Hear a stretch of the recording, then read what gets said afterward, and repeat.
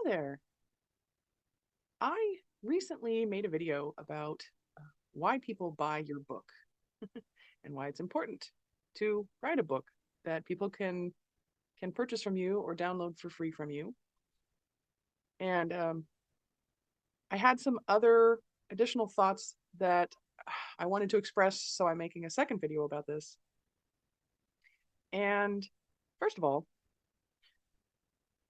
when somebody gets your book, either they're doing you a favor because maybe they're a friend or a family member or a colleague who is helping you boost your sales or try to get you to bestseller status. It's cool to have a network of people that can all buy your book at the same time when you launch your book.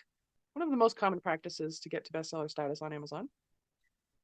So if they're not a part of that team who is specifically buying your book to help you out, then that means that they must have some interest in that topic.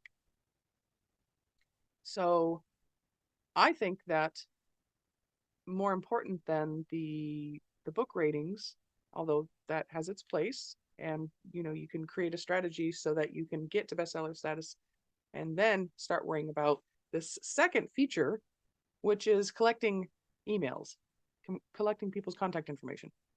And that is why I feel like if you're using your book in your business, you're not trying to just make money off the sales of the book itself, which I hate to break it to you, but most people don't make a lot of money on just selling their book, despite the claims of some of those YouTube ads that are running right now. You're not going to get rich by selling a book on Amazon. I'm sorry. Where you're going to get your money is the back end of things. So what I mean by this is you're using your book as a tool to bring in business. And there's many ways that this happens. For one thing, you're seen as the authority in your niche. Having a book, publishing a book, and especially if you can get to a bestseller status, these all help you get preferential red carpet treatment when it comes to getting yourself out there. Having your book, it's like a calling card, yes, but it also opens doors for you. Because if you're trying to get interviewed on podcasts, for instance, and if you tell them that you're a published best-selling author, all of a sudden they're going to be like, yes, we want you on our show. Okay. If you don't have that book, they might say, talk to us later. We're not interested. So that's one of the reasons why you want that book. Another reason is because if you, instead of trying to collect the sales, the meager earnings that you'll receive off of Amazon book sales, once you accomplish the bestseller status part of your campaign, then you want to switch over to a new version of how people get your book. So you can do your book launch and have people go directly to Amazon, but if they buy on Amazon, you don't get to collect that person's data.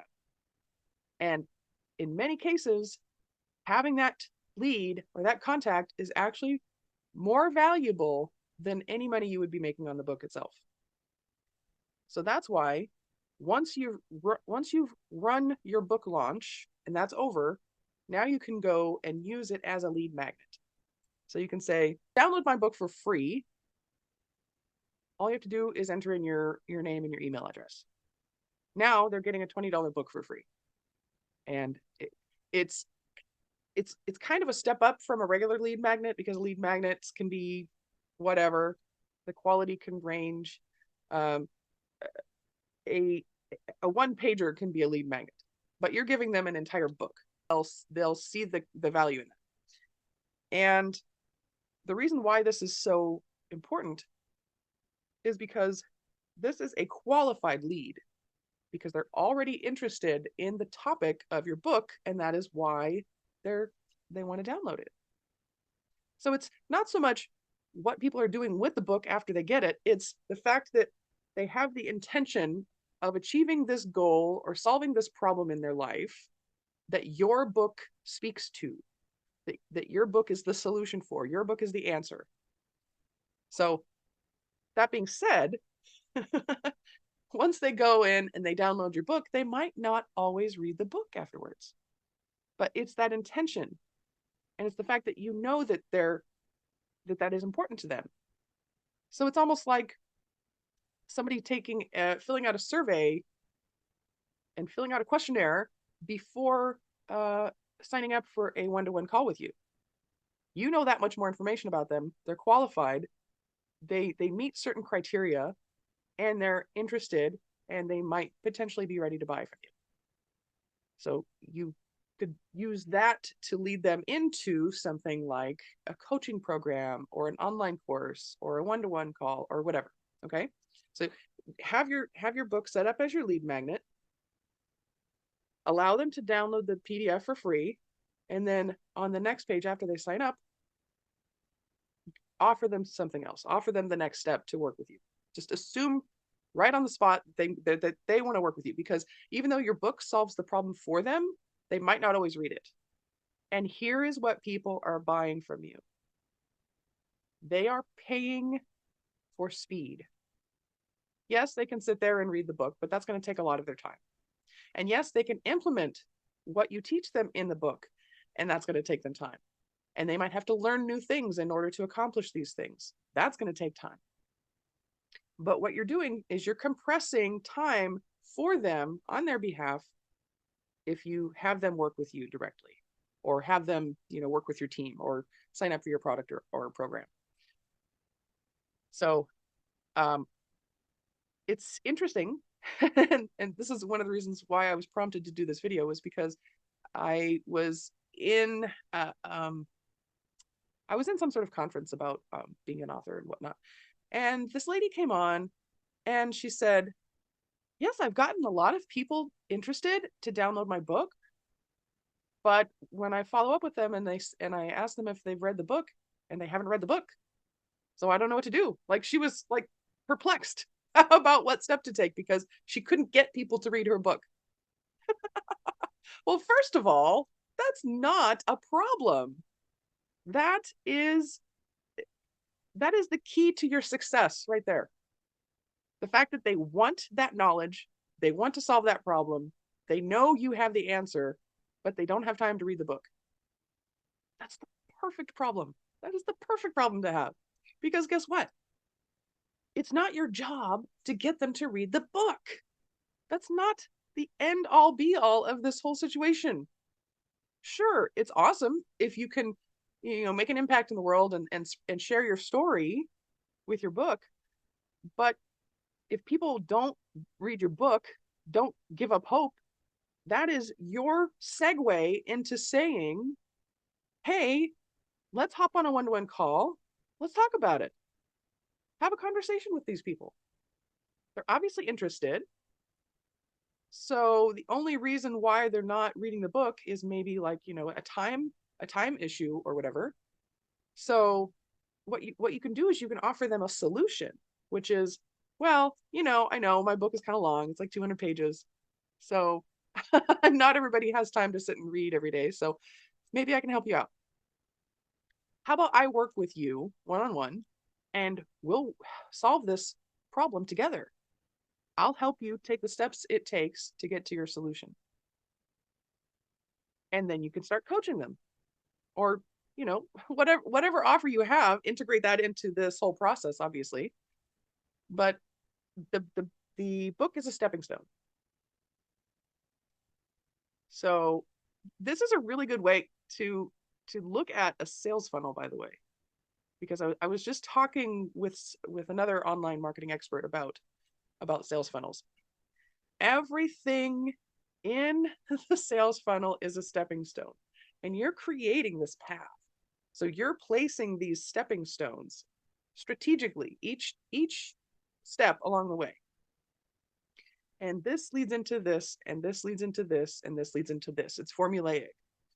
You have to have them congruent so that it looks like the next logical step is this, the next logical step is this in their mind. Okay, from the prospect's perspective, this is the next logical step to take. So if they see your book, they buy your book, or they download your book, they see you as the expert, they see you as having the solution, They don't have time to read your book necessarily, but that's not a bad thing. So going back to the woman, she was using the fact that people weren't reading her book as a